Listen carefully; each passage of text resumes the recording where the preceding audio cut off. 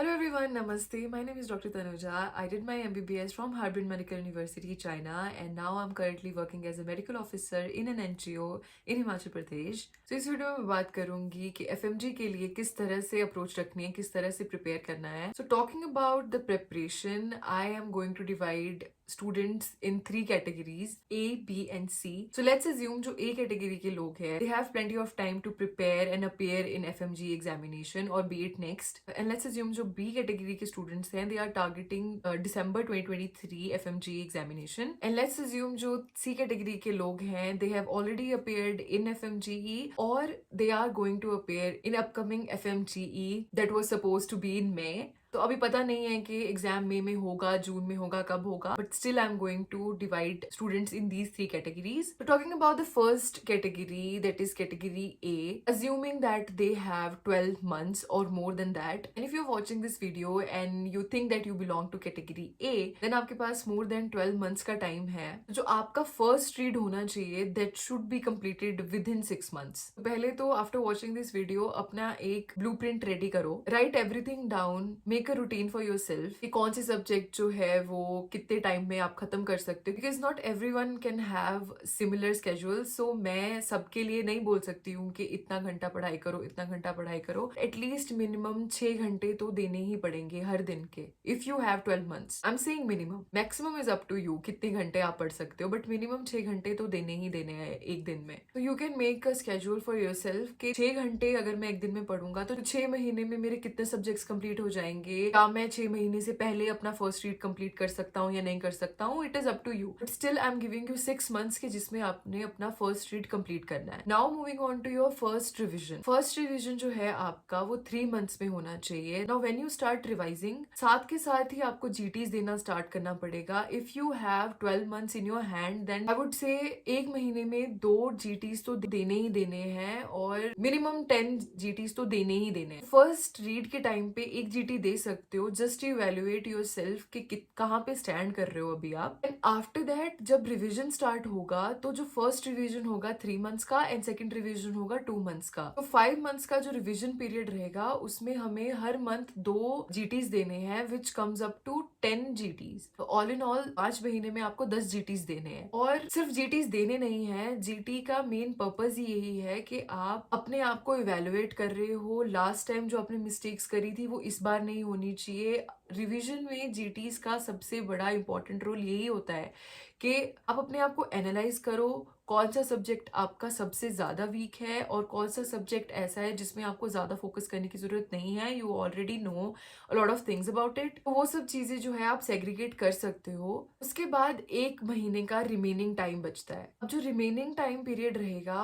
उसमें अपनी प्रेपरेशन को बहुत ही अच्छे से बूस्ट अप करना है. व्हेन यू स्टार्ट रिवाइजिंग, जो आपका फर्स्ट रिवीजन था, अभी से you should have a 20th notebook in your hand. उस नोटबुक के ऊपर आप वो चीजें लिख सकते हो जो आपको लगता है कि आप इजीली भूल रहे हो या फिर आप सिली मिस्टेक्स कर रहे हो, आते हुए भी बार बार आप वो चीज गलत कर रहे हो when you are trying to solve questions. वो चीजें जो है आप उस पर लिख सकते हो. अब जो लास्ट का रिमेनिंग 1 मंथ रहेगा हमारे पास, उसमें आपको उस 20th नोटबुक को बहुत ही अच्छे से रिवाइज करना है. Now you don't have to go back to your main notes या फिर आपने जो फर्स्ट टाइम रिवाइज किया था उन सभी चीजों पे वापस जाने की जरूरत नहीं है. इधर what you can do is आप उसके ऊपर जो है टॉपिक लिख दो और अपना जो भी मेन नोट्स जो रहेंगे उसका पेज नंबर लिख दो. बहुत ही बेसिक एक एग्जांपल है कि सर्जिकल नॉट और ग्रैनीज नॉट में अगर मुझे कंफ्यूजन है तो मैं 20th नोटबुक में अपने लिख दूंगी कि 27 पेज नंबर पे सर्जरी का जो एक टॉपिक है, जो भी टॉपिक में नाम लिख दूंगी, एंड मुझे उस चीज को वहां से रिवाइज करना है. Even if I don't want to write it on that particular notebook, मैं वहां से रेफरेंस लेके अपने मेन नोट्स में जाके उस चीज को रिवाइज कर सकती हूँ, बट पर्टिकुलरली उसी चीज को मैं रिवाइज करूंगी. तो ऐसे करना है. लास्ट मंथ में जो अपना प्रीवियस ईयर टॉपिक्स हैं उनको और 20th नोटबुक जो आपने बनाई है उसको आपने रिवाइज करना है. तो कैटेगरी ए के जो लोग हैं they are very safe as of now, क्योंकि बहुत ही ज्यादा अच्छा टाइम है प्रिपेयर करने के लिए. 6 महीने का फर्स्ट रिवीजन, देन 5 मंथ्स का अपना रिवीजन, एंड देन 1 मंथ जो रिमेनिंग है उसमें भी you can revise your 20th notebook.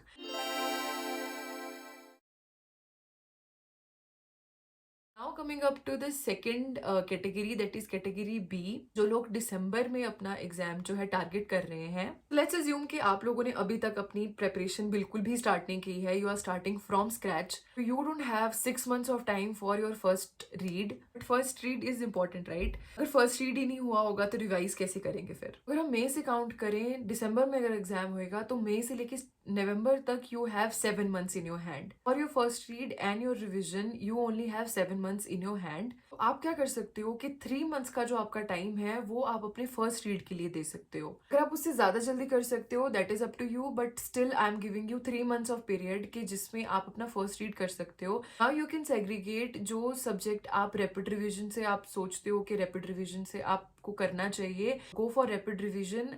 Other than that there are few subject जो मेन नोट से करने से ही फायदा रहेगा रिविजन के टाइम पे। अगर कॉन्सेप्ट ही क्लियर नहीं है तो चीजें याद करना बहुत ही ज्यादा मुश्किल हो जाता है। देयर आर फ्यू सब्जेक्ट्स जो आप सिर्फ और सिर्फ रैपिड रिविजन से कर सकते हो, derma, radio, FMT, psychiatry, anaesthesia, ortho, पीड्स and PSM. कुल मिला के 8 सब्जेक्ट्स होते हैं ऐसे जो आप रैपिड रिविजन से कर सकते हो, क्योंकि इन द एंड आपको क्वेश्चन सॉल्व करने हैं। एंड अगर आपके पास टाइम नहीं है, आपका फर्स्ट रीड भी नहीं हुआ, आपका रिविजन भी नहीं हुआ, तो आप क्वेश्चन कैसे सॉल्व करोगे राइट। अभी क्या करना है कि इन 8 सब्जेक्ट्स को तो आपने रैपिड रिविजन से करना है। Side by side there is a PDF I have shared in my Telegram group for FMG previous year topics, you can go through that PDF as well. Side by side आप उसके जो important topics हैं उनसे भी go through कर सकते हो, तो आपके फर्स्ट रीड में ही आपको पता लग जाएगा कि कौन से ऐसे टॉपिक्स हैं जिन पे मुझे ज्यादा फोकस करना है। So after completing your first read in 3 months आता है फर्स्ट रिविजन। तो फर्स्ट रिविजन के लिए you will have 2 months,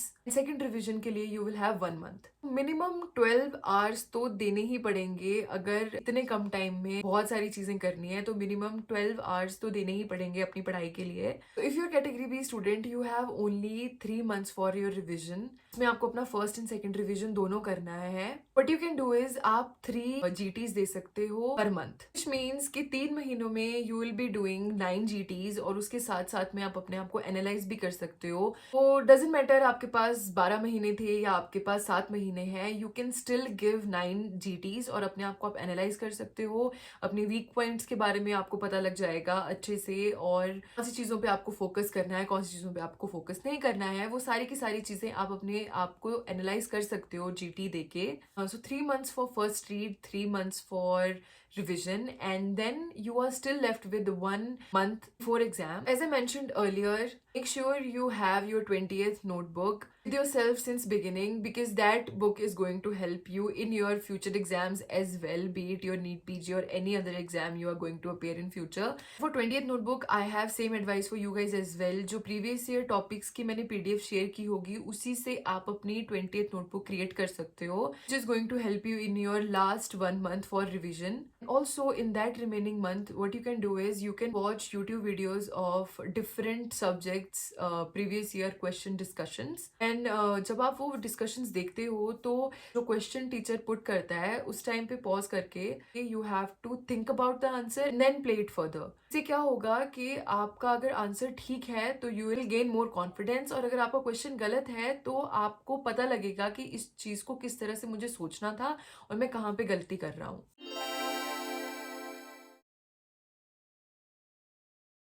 category C students are the one जो ऑलरेडी अपेयर हो चुके हैं एफएमजी में, और else they are giving it for the first time, but उनका प्रेपरेशन काफी अच्छे से अभी तक चला हुआ है। If you guys don't have a 20th notebook, please don't worry about it. Don't start making your 20th notebook now. Stick to your main notes. Stick to your revision notes. जो भी चीजें आप अभी तक फॉलो कर रहे हो, just stick to those. 20th notebook के लिए आप लोग क्या कर सकते हो, जो मैंने अपने स्टडीग्राम पेज पे, अपने स्टडी ग्रुप में टेलीग्राम पे जो PDF शेयर की है उसका रेफरेंस लेके आप अपने मेन नोट्स में प्रीवियस ईयर टॉपिक्स को हाईलाइट कर सकते हो, and you just have to go through that again, क्योंकि फोटोजेनिक मेमोरी आपकी अभी तक बन चुकी होगी जो नोट्स आप फॉलो कर रहे हो उनसे। तो 20th नोटबुक बना के कोई फायदा नहीं है, क्योंकि वो फोटोजेनिक मेमोरी क्रिएट हो ही नहीं पाएगी अगर एग्जाम अभी मई या जून में आ जाता है तो। और अभी जो आप लोग चीजें रिवाइज कर रहे हो, मेक श्योर कि आप फालतू की चीजों पे अपना टाइम वेस्ट मत करना। जो चीजें आपको ऐसी लगती हैं कि ये चीज मुझे आती है, ये चीज मुझे याद है, तो थोड़ा साइड में रख के उन चीजों पे फोकस करो जो स्कोरिंग है, जैसे ऑब्स गाइनी हो गया, सर्जरी हो गया, मेडिसिन हो गया, ये सब चीज़ें अब ऐसी हैं कि ये स्कोरिंग सब्जेक्ट्स हैं, और अगर 200 प्लस स्कोर लाना है तो आई थिंक कि अब इन चीज़ों पे फोकस करना ज़्यादा इंपॉर्टेंट रहेगा। तो how you can approach your last days of preparation, एक तो मिनिमम 200 प्लस क्वेश्चन सॉल्व करने हैं पर डे, क्योंकि इतना पढ़ने का कोई फायदा नहीं है अगर यही नहीं पता होगा कि क्वेश्चन किस तरह से पुट होगा एग्जाम में। इसीलिए प्रीवियस ईयर क्वेश्चंस और रैंडम एमसीक्यूज करना भी is very important. Other than that what you can do is FMG solution book के लास्ट में वन लाइनर्स रहते हैं। अगर आप सर्जरी रिवाइज कर रहे हो, फॉर एग्जाम्पल अगर आप 6 बजे से लेके दोपहर 12 बजे तक अगर आप हाफ सर्जरी का रिविजन कर चुके हो, तो आप 2 या 3 घंटे दो अपने वन लाइनर्स को पढ़ने के लिए, कि उससे आपको इस चीज का आइडिया मिल जाएगा कि वन लाइनर्स भी अगर आते हैं एग्जाम में तो वो किस तरह से क्वेश्चन पूछ सकते हैं। When you think that you are getting exhausted, उस टाइम पे क्या करना है कि प्रीवियस ईयर क्वेश्चन का डिस्कशन देखना है यूट्यूब पे। रैंडमली किसी भी वीडियो को देख लो, 10 मिनट का डिस्कशन है, 20 मिनट का डिस्कशन है, आधे घंटे का डिस्कशन है, 2x की स्पीड पे उसको एक बार ही देख लो। तो उससे क्या होगा कि चीज़ें जो है वो रिकॉल करने में ज़्यादा आसानी रहेगी। और प्लीज़ प्लीज़ प्लीज़, अगर already you have been following some sources, don't change them, just keep watching some random videos on YouTube. Previous year questions के इमेज बेस्ड क्वेश्चंस हो गए, या फिर डिस्कशन वीडियोस हो गए, या फिर इस तरह से बहुत सारी वीडियोस रहती हैं यूट्यूब पे, तो you guys can just go and watch them.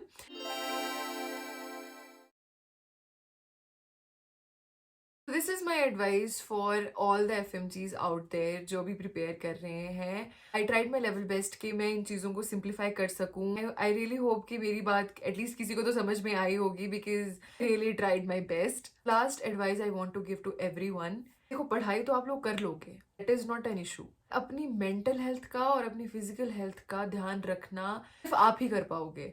तो make sure you do some meditation in the morning, थोड़ा स्ट्रेचिंग करो, थोड़ा एक्सरसाइज करो, कीप योर सेल्फ हाइड्रेटेड, अपनी स्लीप साइकिल ठीक रखो, नींद पूरी लो अपनी।